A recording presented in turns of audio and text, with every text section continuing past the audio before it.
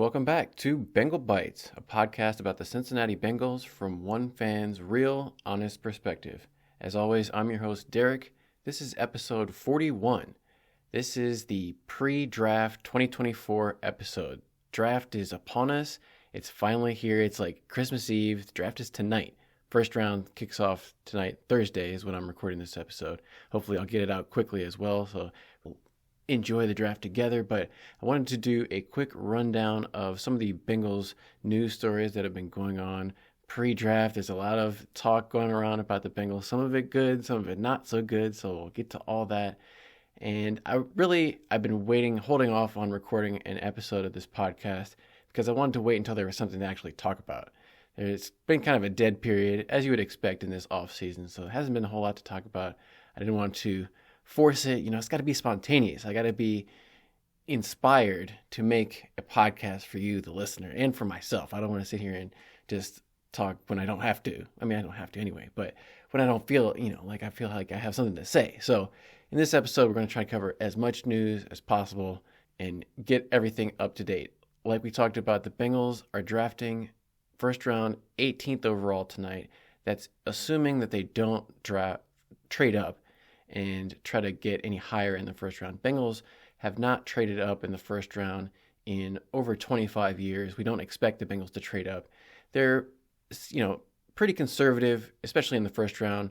Cam Taylor-Britt, they traded up to get him in the second round a couple of years ago, and that was even one of the rare trades up. The Bengals are known to trade down in trades, get more picks, accumulate more value. However, the Bengals are heading into the draft with 10 picks already.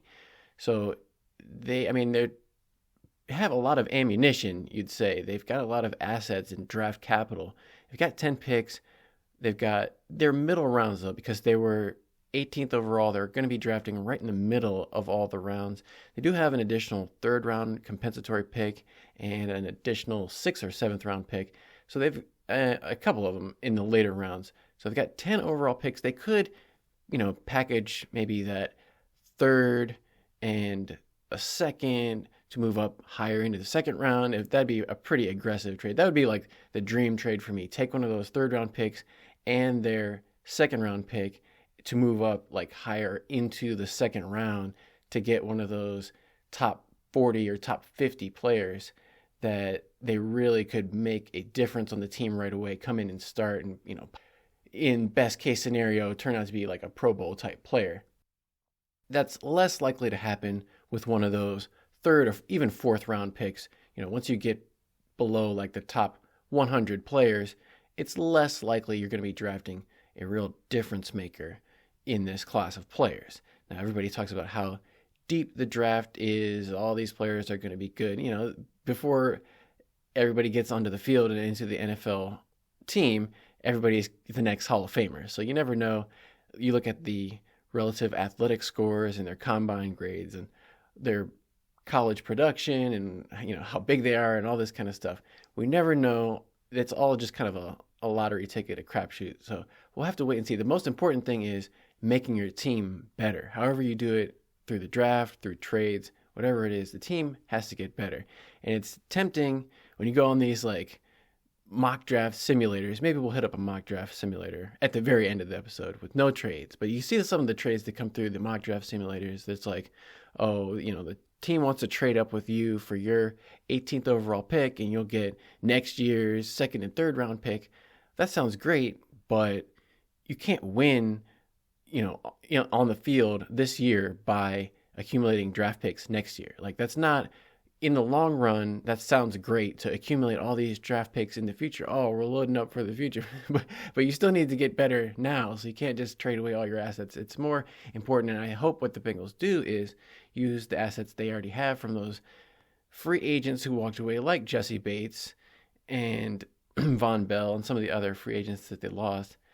They get those compensatory picks and they can use them to trade up, get better players for this coming season, because they did make a lot of moves in free agency to fill a lot of the gaps, a lot of the obvious needs that they have. So there's no super glaring, obvious need going into the draft. You could say on paper they have a starting player in every position. You never want to go into the draft saying we don't even have any wide receivers, or we don't even have a offensive tackle that we could put on the field, because then other teams are going to know that's who you're going to draft if you get an opportunity to.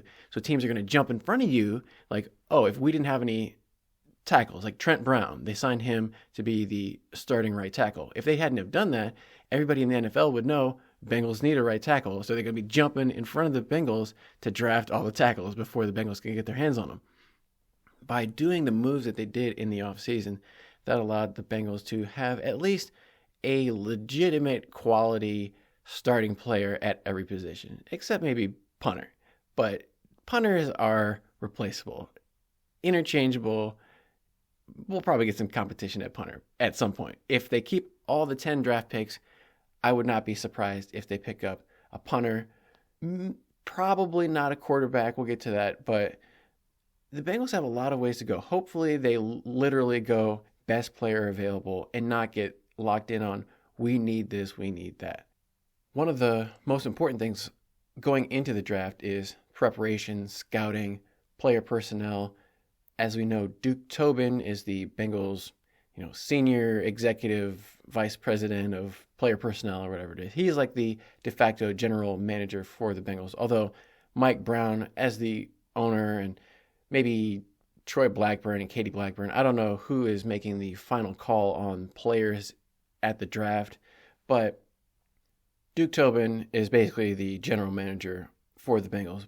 His father, Bill Tobin, recently passed away. I think it was this past week at the age of 83. He was a longtime NFL player personnel executive in the league. So our thoughts are with Duke Tobin, his family, and hopefully he can have some inspiration from his dad in this draft, make him proud of him, I guess.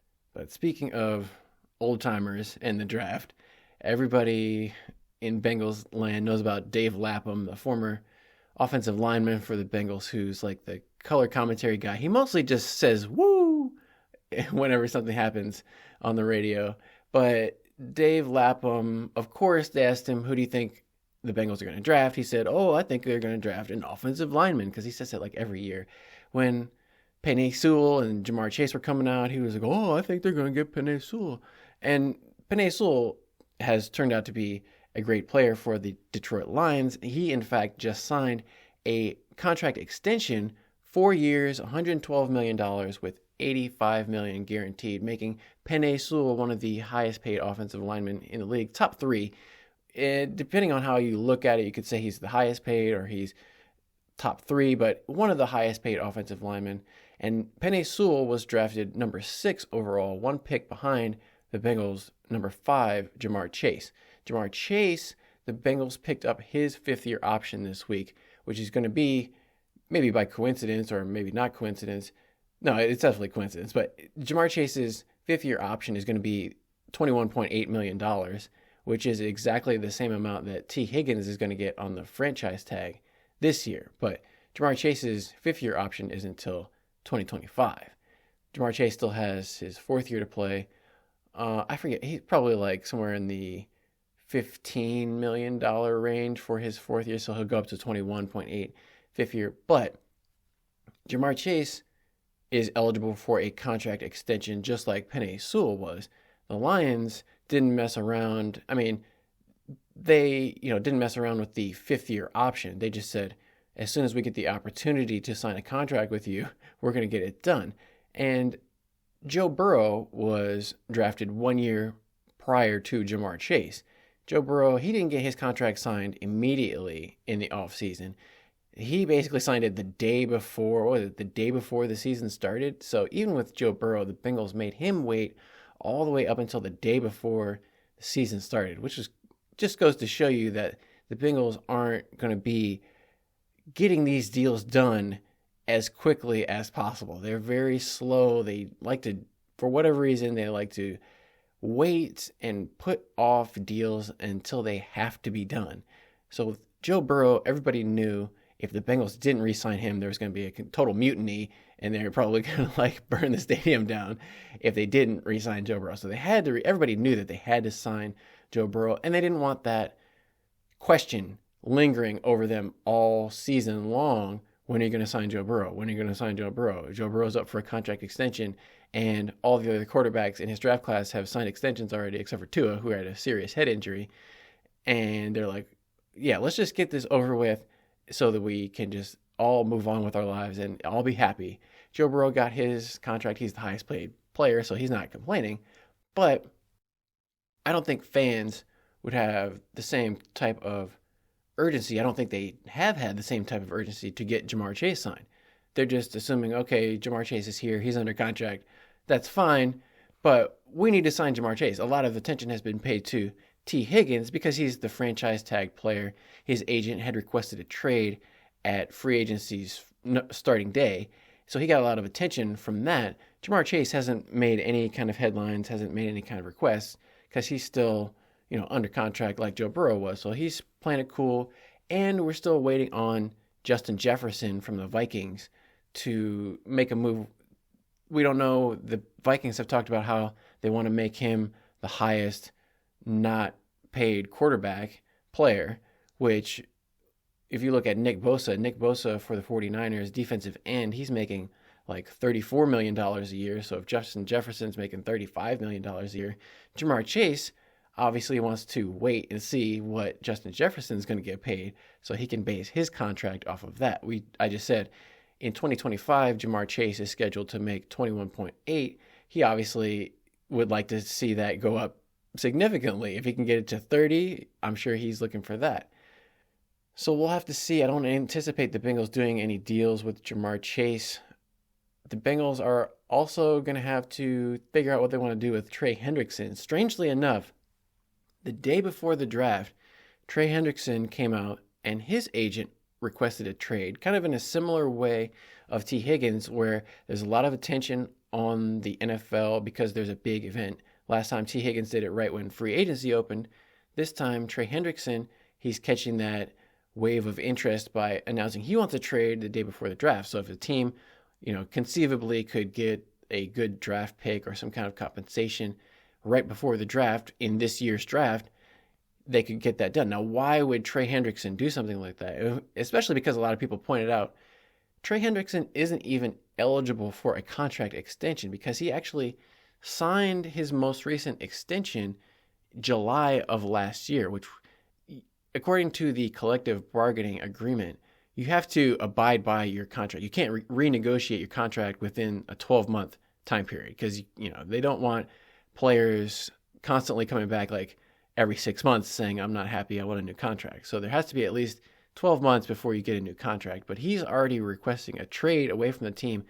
Basically, he's saying, because he's scheduled to make, I think, like $15 million this season, basically, which is half of what some of the other players at his position are making. The other defensive ends, the top defensive pass rushing players in the league are getting $25-30 million, a lot of them. So Trey Hendrickson's looking at his $15 million and he's saying, hey, wait, I'm only getting paid half as much as those guys, but I'm going to the Pro Bowl. Trey Hendrickson had 17.5 sacks last season, which broke his own Bengals team record. So he's out here breaking his own records for sacks in a season. And he was playing through an injury where against the Texans, he had the receiver who took his legs out by accident, but I'm sure Trey Hendrickson was feeling his career flash before his eyes when he has a guy going straight into his knees, almost taking him out, hyperextending his knee. Like, that could have been it. Trey Hendrickson's in his late 20s. He's not going to be up for that many more contract extensions. He needs to get paid while he can. So I don't fault him, but it's just a little odd he would do it when he's not even eligible for a contract extension. But I think what this is saying is that he feels frustrated that the Bengals maybe haven't given him any kind of assurances that they would extend him this summer, or maybe they've even made it clear that they don't have any plans to extend him. And so if he's thinking, okay, the Bengals have made it clear that they're not going to give me what I want, then I need to change my situation as quickly as possible. And if that, we don't know what's been going on behind the scenes. Like when DJ Reader signed with the Lions, it's funny how the Lions are really making the Bengals kind of look bad. They're signing Penei Sewell, they signed DJ Reader, and then when they asked DJ Reader I think it was Kay Adams on her show. She asked what was up with the Bengals about maybe re-signing with them. He was like, yeah, I was in the Bengals facility every day doing my rehab because he injured his knee. He tore his quad tendon, and he said he was in the Bengals facility every day where they could have talked to him. I guess that's kind of not really 100% accurate because the team wouldn't necessarily negotiate directly with the player. He has an agent. The team would reach out to his agent. But I guess DJ Reader was just saying, like, he was around. It's not like he was not around the team, but they didn't make any kind of offers. They didn't start any negotiations about extending him or re-signing him as a player until free agency began. And then it sounded like they kind of came in with a lower offer than what the Lions were offering. So Trey Hendrickson, he's been teammates and probably, at least I wouldn't say a friend, but at least a coworker. You've been on the same team working with DJ Reader. So he sees how the Bengals as a team operate in negotiating with their other players. And, let's not forget that he replaced Carl Lawson. Now the Bengals, for their part, they're thinking, okay, we made out great on that deal. We replaced Carl Lawson with Trey Hendrickson and got way more production out of Trey Hendrickson than we could have ever anticipated. So this is great. And his deal is like kind of below what he's been playing at. So we're getting great value out of this. That's great for the team. And I think even some of the Bengals, like Dan Horde and other people who work for the Bengals, have even said, like, wow, isn't it great? We've got such a great deal on Trey Hendrickson. Like, well, if you're Trey Hendrickson, it's not a great deal for you to know that everybody in the world is saying how underpaid you are and how you're just like outplaying your contract significantly. So Trey Hendrickson, I don't fault him. I don't necessarily fault the Bengals, but it's just, if he's requesting a trade, he must be very frustrated. And Trey isn't the type of guy who I don't think would he's not like a real diva, like temperamental. Like, you'd never hear anything bad about Trey Hendrickson. He's like a married guy. His wife is like a successful doctor or something in the professional world. He's got his head on straight. He knows what he wants. And if he's this frustrated, I have faith that it's something that the Bengals have been uncooperative with. So hopefully the Bengals get their act together with Trey Hendrickson because they need him. If they don't have Trey Hendrickson, and if this drags on into the offseason, he may hold out and say he wants an extension before training camp starts or before the season starts. That's not going to be a good look. On top of having T. Higgins probably not report for offseason workouts or training camp until he gets a long-term deal, which he may or may not get.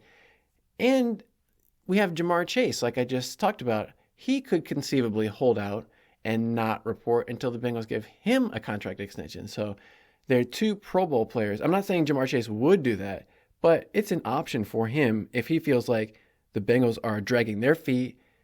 And he's, like I said, he's seeing guys in his draft class like Penei Sewell getting paid. He wants to get paid too, and he got drafted before them. So what's up, Bengals? So there's a lot that there's going to be on the Bengals' plate. Not to mention the fact that most importantly, I'm kind of burying the lead here because maybe most importantly, the Bengals stadium lease is coming up. It's going to expire in 2026. And the stadium is 25 or so years old. It's slipping behind in terms of, up-to-date standards for the rest of the league. So they're trying to get some upgrades. They're currently renovating the players' locker rooms. So the players, if they're coming in to do a workout, they're in some kind of like smaller temporary locker room. Hopefully the Bengals contractors will get that completed before the season starts so the Bengals can get in there and use their new locker rooms. But there's all kinds of things. Like I mentioned, when I went to the game, there was a huge clusterfuck of getting in and out of the gate. It was totally unsafe. So not surprisingly, this offseason, the Bengals are like completely ripping up that northeast, I think it's the northeast entrance, gate D, to widen it and make it like more accessible for human beings to walk in and out and not feel like they're like claustrophobically trapped inside of this like fire trap or whatever. So, good for the Bengals, but they're not necessarily paying for all these upgrades because the Bengals leased the stadium from Hamilton County, and the Bengals are saying, well, we need all these upgrades. We need $100 million of upgrades, $200 million of upgrades just to keep up with the rest of the league. And the Hamilton County commissioners are coming back and saying, okay, well, we're not paying for all of this. It's got to be from the NFL, from the team itself, from whoever. But why should the taxpayers, who may not even necessarily care about the team at all? I mean, I'm sure there's tons of Bengals fans in the Cincinnati area, but there's probably more fans there's probably more people who are not fans and don't even care about the Bengals at all.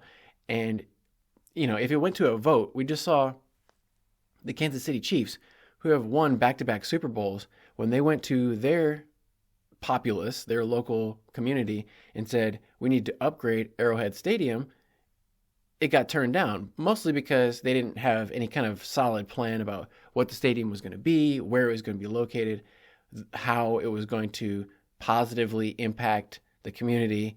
And so the community said, no, we're not paying for this. We're not, paying money for things that we don't necessarily need, when there's a lot more important things I wouldn't be surprised if the Cincinnati community has a similar vote. Even though the Bengals have been popular, is it worth it to have your taxes go up to have the Bengals in a nice new stadium? You could say the Bengals could threaten to leave and move to a different city. In Chicago, they just unveiled plans for a new stadium to basically replace Soldier Field, where the current stadium is. It would still be in that same plot of land, but from the way they had it drawn up, it's going to be on the lake. Their proposed plan, it's going to be a domed indoor stadium, kind of looking very similar to the stadium in Las Vegas and the stadium in Los Angeles, with the glass ceiling above so the natural light comes in onto the field. And from the mock-ups that Chicago was putting out there, it would have this big opening that at one end of the stadium that points towards the Chicago skyline and all the skyscrapers. So it would kind of be on the lake, south of the Museum of Natural History, the planetarium, the aquarium. Still, if you've ever been to Chicago, like right where Soldier Field is, that's the plan. Now, conceivably, Chicago is a big enough city that they could have more than one NFL team there. I mean, you've got New York with two teams. They've got the Giants and the Jets. Los Angeles now has the Rams and the Chargers. So it's not unheard of. If you have a big enough population, you could have two teams in the same city. There have been multiple teams in Chicago way back in like the 40s and 50s. I think the Chicago Cardinals, or now they're the Arizona Cardinals, but they used to play before they were in St. Louis. They used to play in Chicago. There are a few other teams back when like the NFL was just kind of getting off the ground and still in its infancy. Other teams in the Chicago area. So it wouldn't be unheard of for more than one team to be in Chicago. In theory, the Bengals could move to Chicago, but the stadium's not built yet. So if the stadium were going to be completed like next year, and the Bengals lease was up in 2026, the Bengals could have some kind of legitimate threat to say, oh, we're going to move to Chicago if Hamilton County doesn't give us what we want and give us the upgrades for Paycor Stadium. But I don't see, I guess they could do a thing like the Chargers did where they like played in a soccer stadium for a season, or some kind of temporary agreement where the Bengals could play somewhere else for a season until they got things figured out. But I don't realistically think the Bengals are going to move, and that's kind of what the county is probably planning on or betting on too. It's like, oh, well, the Bengals aren't going to leave, so they should pay. And the Bengals are saying, well, we don't want to pay. We could leave, but nobody's really buying it. So it's going to be interesting in the next couple of years how these negotiations go. The Bengals are going to try to claim that they don't have enough money to do that, but everybody knows when the NFL is signing these billion-dollar deals with all the big companies to broadcast the games, the NFL games are the most watched programs anywhere in the world, except for maybe women's college basketball. We'll see. It's going to be interesting. Hopefully the Bengals get it worked out and have some upgrades at the stadium so the people in Cincinnati and all the fans who can come visit the city can enjoy the Bengals in Cincinnati where they're supposed to be. One guy who is going to be in Cincinnati for hopefully a long time, Sam Hubbard, local Cincinnati guy. He talked about how he had significant ankle surgery this offseason.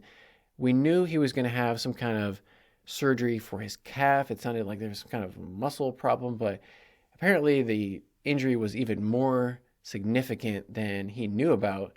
And he said he probably should have had surgery sooner than he did. So I guess it's somewhat lucky that he had surgery. Eventually, probably should have had it done earlier, but hopefully he makes a full recovery because the Bengals need Sam Hubbard just like they need Trey Hendrickson. They don't have a lot of real depth at defensive end, and Sam Hubbard's been maybe not the best player, but he's been a consistent player. He's played through injuries. He wears that wrap on his elbow because he had a dislocated elbow his rookie season. Now he's had a little bit of a calf ankle injury, so hopefully Sam Hubbard comes back. They need those other guys like Joseph Osai and Miles Murphy to step up and make contributions. The young guys need to start getting some more snaps because Trey Hendrickson and Sam Hubbard played way too many snaps last year. They were probably worn out by the end of the I think it's kind of been strangely quiet leading up to the draft. We haven't seen any trades. I guess maybe the trades will happen like during the draft or as the draft is starting, but we haven't seen any news. I guess maybe the NFL kind of puts out the word like don't do anything until the draft actually happens because we want to have the biggest splash, the biggest news while the draft is going on. We did see Zach Wilson, former number 2 overall pick of the Jets just a few seasons ago, get traded to the Denver Broncos for a 6th and 7th round pick swap between the Jets and the Broncos. And the Broncos are going to pay half of Zach Wilson's salary for this season. So some cash, trading a pick for the number 2 overall pick. He's from Utah, so he's going back closer to home. I'm sure his family, and he'll have probably more support just regionally from fans. Maybe, I don't know. Maybe they hate him in Denver, but hopefully the fans are nicer to him than were in New York City, and who knows, Zach Wilson could potentially even resurrect his career, even though when we did see him play in New York, which is a tough environment to play, it was like always raining there. It's hard to play in the rain. We just saw how Joe Burrow played in the rain, so you can't judge Zach Wilson off of a bunch of rain games, but he did play like garbage, and he was one of the worst quarterbacks in the league. His like QBR is like 30 out of 100, which isn't good. So good luck to Zach Wilson. But that just goes to show you that you never know. Everybody's talking about all these quarterbacks are going to get drafted 1, 2, 3 in the draft tonight, and they're all can't miss. Well, look at, in that draft, there was number 1 overall, Trevor Lawrence, who, has he made a Pro Bowl? Maybe once, but it hasn't been like, the next Dan Marino, the next John Elway or whatever. But, decent. But then you have Zach Wilson, number 2, terrible. Trey Lance, number 3, horrible. That's just, and then the 49ers who traded away a bunch of draft picks to get Trey Lance, and that was a disaster. Traded him away to the Cowboys for like a 6th round pick, or maybe they got a 4th round pick, and they tried to make it sound like they got a good deal out of that. Well, they also drafted Brock Purdy, absolute last pick in the draft, and he took them to the playoffs 2 years in a row. So you never know how this draft is going to work out. There's no pick that can't potentially turn into a good pick, and vice versa. Just because somebody gets drafted high doesn't mean they're automatically going to be a good player. And I really hope that the Bengals, specifically, more so than other teams, don't draft based on perceived needs. Like on the Bengals Booth podcast with Dan Hoard and Dave Lapham, I don't know why. I've been listening to too much Dave Lapham or something. He doesn't make any sense. So, it was the podcast with Dave Lapham and Boomer Esiason. And at least Boomer Esiason will keep it somewhat real most of the time. I love it because Dave Lapham always tries to make the Bengals sound good because he's on the Bengals payroll. But Boomer Esiason is not on the Bengals payroll, and he doesn't care. So Dave Lapham asked him a question about like, what was your draft day experience like? Well, can you have any stories, some anecdotes? And Banger, I won't tell the story. It's Boomer's story. But he did not paint the Bengals in the best light. And he was like, what the F? Like, this is the NFL. I show up on my first day, and it looks like I'm at the dog pound. But on that podcast, Dave Lapham quickly moved on from that. He was like, so anyway, So let's talk about this draft. And they were talking about the draft, and Dave said, well, I think if they draft, because they have 10 picks, so they have enough picks for like every position if they wanted to. So Dave's like, I think if the Bengals draft a tackle, offensive tackle, a defensive tackle, a cornerback, and a wide receiver in the first 4 rounds, well, I think they're set. They're good to go for this draft. The rest of it's just gravy. And Boomer Esiason wisely jumped in and said, well, it doesn't matter what position you draft. They have to be good players. You can't just draft offensive tackle, defensive tackle, cornerback, wide receiver and say we're good, because all those guys could suck. So you can't, you have to pick good players. So that's what I hope the Bengals do, and not just draft a tackle, a cornerback, a wide receiver, because they feel like that's what they need.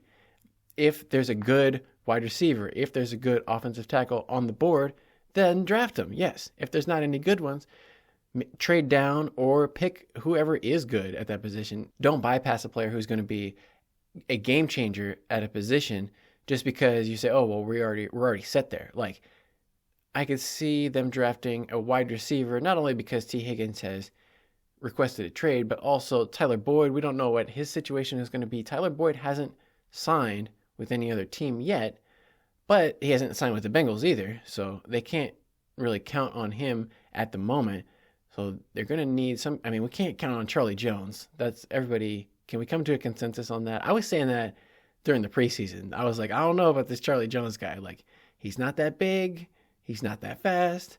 He got hurt like immediately. As soon as he got hit, he broke his thumb. So, like, we can't count on Charlie Jones. Maybe Andre Iosivas, but that's one of the things I think people maybe, don't expect is Andre Iosivas. He was a track athlete, and I mean, he was a football player and a track athlete, but when he was at Princeton, he was like winning national championships in track. So I'm sure he was taking his track training very seriously and putting a lot of his focus on track, not just football. So now he's not a professional track athlete. He's a professional football player. So all of his energy, all of his focus, all of his training and coaching is going to be geared towards football, making him a better football player. So out of all the players on the Bengals, I would anticipate Andre Iosivas to have the biggest improvement, the biggest jump from his rookie season to his second season in the NFL. And I'm really excited to see what he's going to be able to do. So I don't think the cupboard is completely bare, even if they, for whatever reason, don't have T. Higgins to start off the season. But I anticipate because he's going to be missing money on the franchise tag, he's going to be there for week 1. But if they have T. Higgins, Jamar Chase, Andre Iosivas, that's still a pretty good trio of wide receivers. So it's not a totally desperate need. Like, everybody's talking about, oh, we needed another slot receiver because Tyler Boyd's not re-signed, Charlie Jones isn't any good, they need somebody, and all these receivers coming out of the draft is so deep, blah, blah, blah. What about just have Andre Iosivas, T. Higgins, Jamar Chase in the slot? Sounds pretty good to me, because Andre Iosivas is so, like, tall. He's more of an outside type of, like, high point, go deep down the field. I could see him working more outside than in the slot. Even though he's a good blocker, maybe you could use him as a blocking receiver. But Bengals have options, is all I'm saying. So just pick good players. Don't pick positions that you need. Pick the best players. I feel like that's what they tried to do in their most recent drafts. Like, they picked Dax Hill and Myles Murphy, not necessarily because they needed players at those positions, although Jesse Bates was going to be on the way out. So I guess they picked Dax Hill because they thought he was going to replace Jesse Bates. So you never know. But I mean, Dax Hill was a good athlete. He just hasn't really turned into much of a good NFL safety. He may move to nickel cornerback or other cornerback. He's not really that great at cornerback, so we'll have to see what Dax Hill does. But, the Bengals, and the other position I could hopefully see them addressing is running back. They lost Joe Mixon. They've got Chase Brown. They signed Zach Moss. They've got Travion Williams still on the roster, but they really could use an upgrade at running back. I would say, Chase Brown was a 5th-round pick last year. I don't know. I mean, maybe 3rd or 4th round, maybe 5th round, but I wouldn't wait too long on getting a running back upgrade. A young guy, rookie contract, who can come in, add some explosiveness and a hard-hitting short yardage element. The Bengals don't really have a big running back at the moment, so they need somebody with a little bit more size, like in the 225, 235 pounds type of category, I would anticipate. So heading into tonight's draft, I'd say I'm excited. It's going to be, better than the previous seasons in terms of players that they get. They're drafting 18th overall at the moment, so you expect they're going to get a better player than Dax Hill or Myles Murphy because they're going to have improved position. They're not drafting 31st or 30th overall. They're going to draft in the middle of the round. Get a better player. That's more exciting. We'll have to see how that all works out. And it could always be worse. It could be the Carolina Panthers where they don't even have a first-round pick. Their draft doesn't start until Friday because they traded away their pick, which turned into the number 1 overall pick, to the Chicago Bears.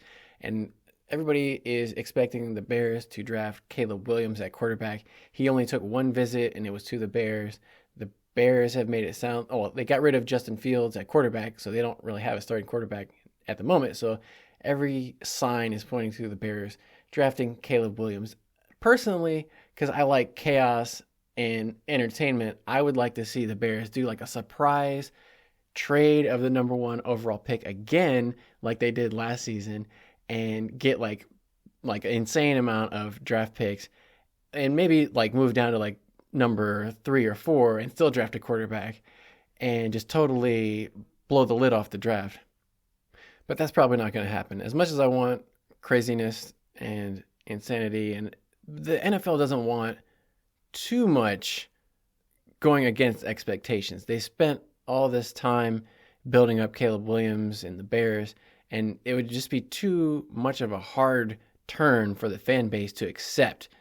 It's part of it is a show, and I think it would just be too much of a shock for everyone if the Bears traded away the number 1 overall pick. They try to keep a lid on all this stuff so that the news doesn't get out there. And all this stuff is manufactured news anywhere.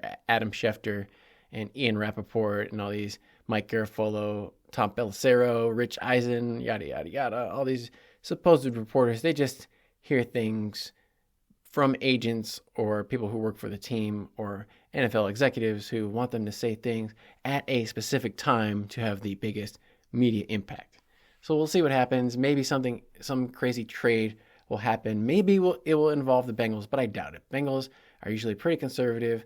I wouldn't be totally surprised if they literally just sat on all 10 of the draft picks that they had through the natural process, didn't trade up, didn't trade down, and just drafted 10 guys straight.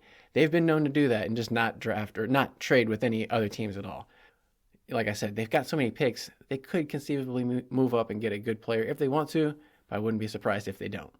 Let's do a real quick mock draft. I don't know if I'm going to do all the rounds, but let's just take a look real quick at who could be possibly on the board. I'm going to reject. So I'm on Pro Football Network Mock Draft Simulator. They pop up all these potential trade offers. I'm just going to reject all these trade offers. So at this particular mock draft, this is the day of the draft. So all the kind of odds are up to date about who everybody supposedly thinks. At the moment, we've got Jared Verse, Amarius Mims, J.C. Latham, Brian Thomas Jr., Johnny Newton, Chop Robinson, Nate Wiggins, Cooper DeJean. So those are some of the potential people in this draft that the Bengals could pick. The Byron Murphy went right before pick 17. Fatanu, offensive tackle, off the board. Brock Bowers already picked. Fuaga already off the board. Joe Alt. So let's go with the Dave Lapham, J.C. Latham pick. We'll draft him. So I am going to go along with the conventional wisdom of what the Bengals need. They still need a defensive tackle. So at number 49, I'm going to pick Rook Ororoho. That's going to be I know I get on people for mispronouncing names, but if they actually pick this guy, Orhororo, Orhororo, that's going to be a hard one for a lot of people to say in Cincinnati. So let's pick him for fun. While this is running, I also want to point out how ridiculous it is. Jeff Hobson still can't pronounce Andre Josivash's name properly. He was like, hey, that receiver over there, Josevich.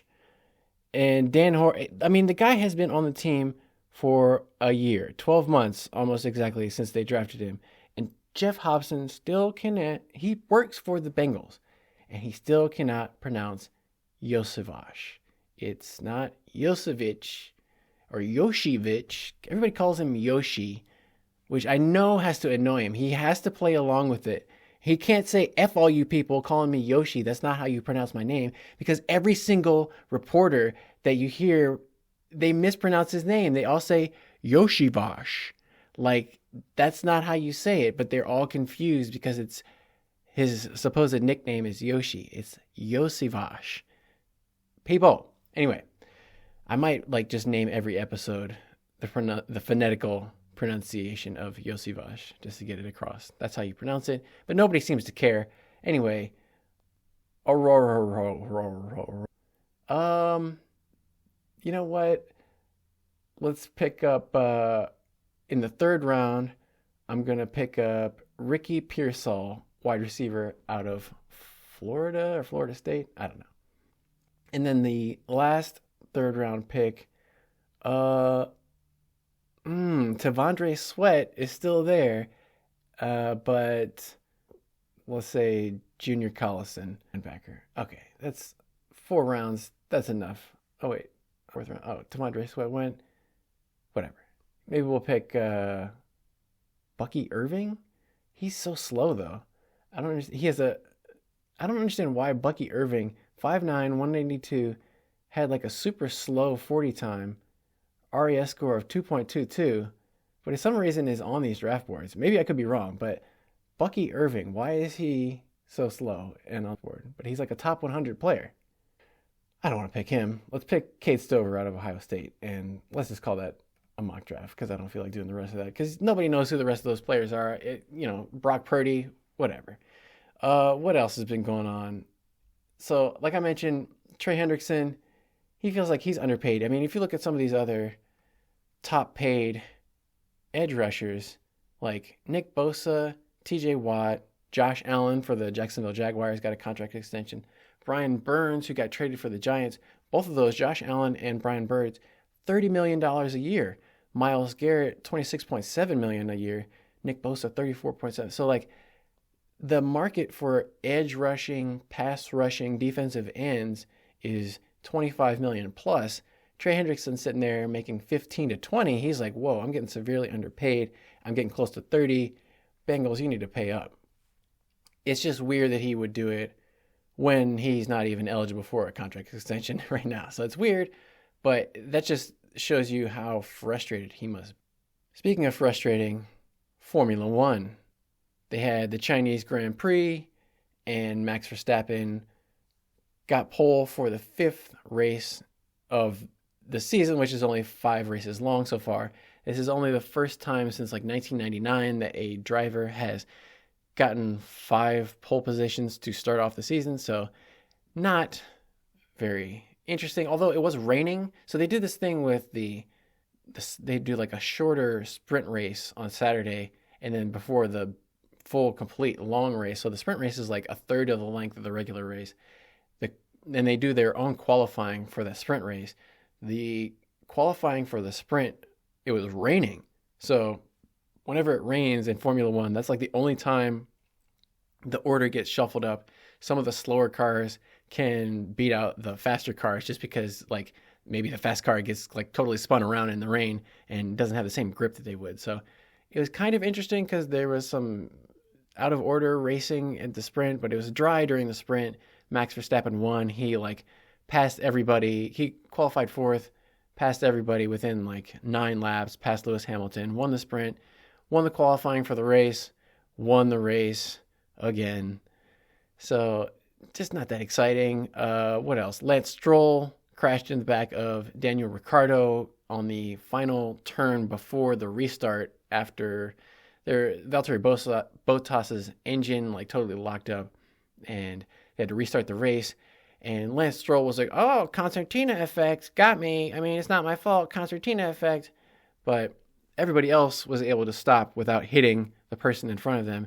And whenever you're driving, if just in general, if you're out on the road, even if you're not in a Formula One car, if you are the person who comes up and hits the person from behind, it's your fault, because it's not like the person's car jumped out in front of you. The person's car was there the whole time. You just didn't leave enough space for yourself. So that's a reminder for everybody out there. Leave space and don't tailgate, or else it's your fault if you get into it.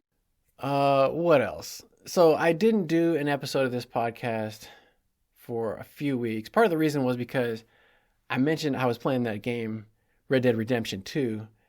Great game with some serious flaws. I probably won't go back and keep playing it anymore, but I got what I wanted out of the game for the time that I played it. I completed the story. I went through the whole story and saw the cutscenes basically, so I beat the game. But it was a great looking game, great sounding game, has great like animation, motion capture, facial animations, like all the characters look very realistic. The hair and the horse, for better or worse, is a very realistic looking horse with bodily functions that horses do a lot, apparently. And the lighting, the shadows, the fog and the mist and the weather effects, the water, the reflections, everything was so amazing. But at the same time, there was a lot of things that were really made me scratch my head and wonder why they made this decision this way from a game design perspective. Like, some things could have, like, from a, what do they call it? Quality of life aspect of sometimes, skinning. So there's a hunting mechanic in the game where you go out and hunt animals for food, and you can sell their pelts and their hides and their carcasses for supplies and money, and you can craft clothing and materials out of these. It's a very complicated, in-depth, very detailed hunting economy that they have. But every time you want to skin and harvest an animal, you have to be on foot. So if you're hunting on horse, which is the fastest way to get around in this giant map, usually I'm on horse. You have to get off of the horse.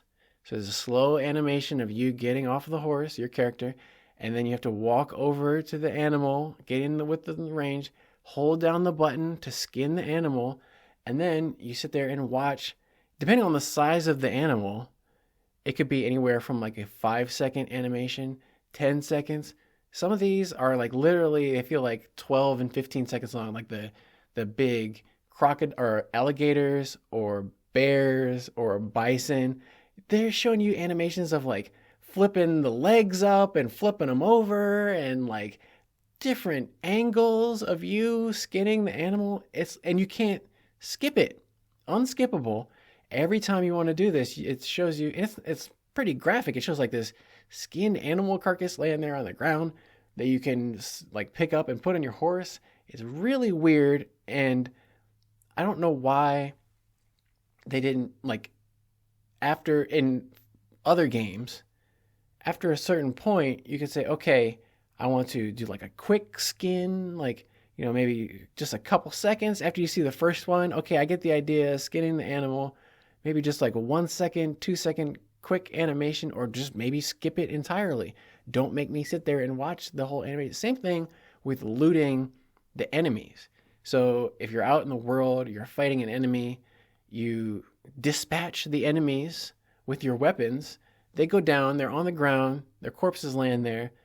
Okay, so you can go over and loot them for what they have, money or gold watch or wedding band or whatever they have on them. You can go over and loot them, but you have to go over, same thing as the skinning, press the button, pick up the guy, and it shows you like picking him up, like reaching in his pockets.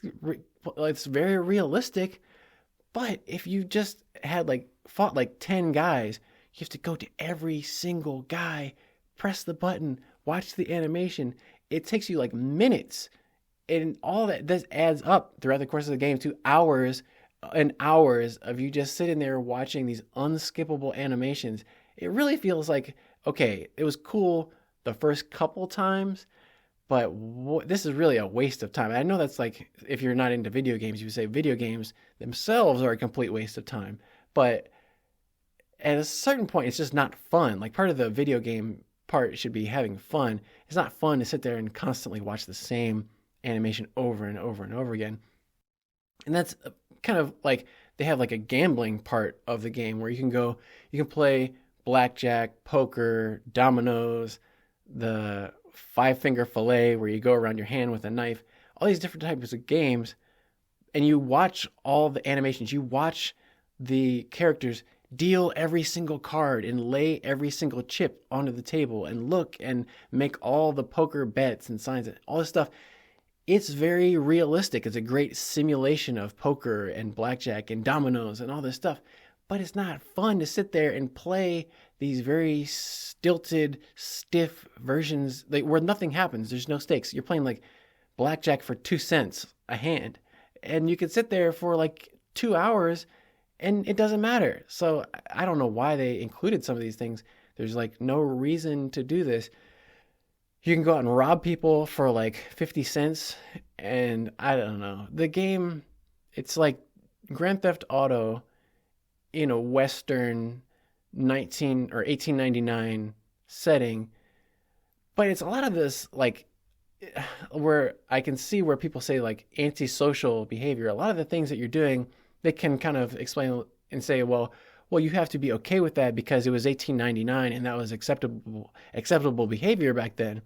But I mean, we don't live in 1899, so doing some of these things as a citizen of the modern world is a little bit strange and uncomfortable for me. So I don't know how I feel just overall about the game. I think it did a lot of amazing things, technically speaking. I didn't really like the story. I don't know what story they copied that from. They must have copied that from some other movie or book like they always do. But I didn't care for the story in Red Dead. I won't give you any spoilers, but not what I really like in terms of, it didn't make me feel good to play the story. I wasn't like, oh yeah, sweet, I want to keep playing this story. It was like, man, this story is kind of bumming me out. I don't really want to continue with this story, but I like playing the game and I like playing in this world, this environment, this virtual world that they've built. The story, I like avoided it. It seemed like most of the time. So that's not really what you want. But there's other video games. The Stanley Parable, great video game. It's short, much shorter video game.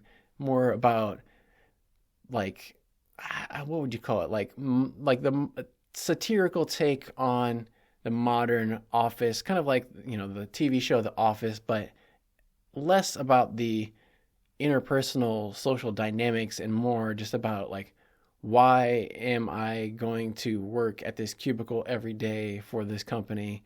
What is the point of this? What is the point of life? Kind of just more of a philosophical take on work and being an employee of a company, I guess. I mean, it came out 10 years ago, or over 10 years ago. So, it's still relevant today, but maybe if you're not working in an office, maybe if you're working with your hands, you're a truck driver, wouldn't necessarily apply to you. But if you're an office worker, definitely a game you should check out, the Stanley Parable. And I know they came out with an ultra deluxe version. I was playing like the regular original Stanley Parable. Still good. So you can go back and check that out if you're feeling some kind of crippling anxiety in your cubicle at the moment. But that's all I got to say right now. I'll probably come back after the draft. I don't think I'm going to do a draft recap for every single round because I don't think I don't know anything about these players. I didn't watch college football last year. I was so laser focused on the Bengals. I didn't really watch. The only thing I watched was Ohio State Buckeyes games pretty much. And I could see that Marvin Harrison Jr. good, Kyle McCord not good, and the other guys are the other guys, whatever. Marvin Harrison Jr., he's probably going to go top 5 pick. There's probably going to be a bunch of other Ohio State guys drafted. I don't know if Ohio State is going to be one of the teams that the Bengals are going to target, but they do target big programs like the SEC, Big Ten. They've picked a lot of Michigan guys lately. We'll see what they do, but I'm not going to do a episode for every round because I don't know these guys enough to say, oh yeah, this guy, he's going to be so good. And like I said, we don't know. It could be Zach Wilson. I could come on here and be like, oh yeah, Zach Wilson's going to be like the best quarterback ever. And then, we all see how that worked out. So I'm just going to probably do an episode after the draft concludes to wrap up all 10 picks. I can come back and do just a summary of all the picks and just to do an overview of all that and any moves and trades that may have gone down in the meantime. That'll probably be like next week. So I'll see you on the next episode. But until then, make sure you subscribe or follow or do all the stuff. Give me the ratings, all that kind of business. I will come back with episode 42 next week. But until then, I'm going to leave you with a hooday and stay hungry for more Bengal Bites.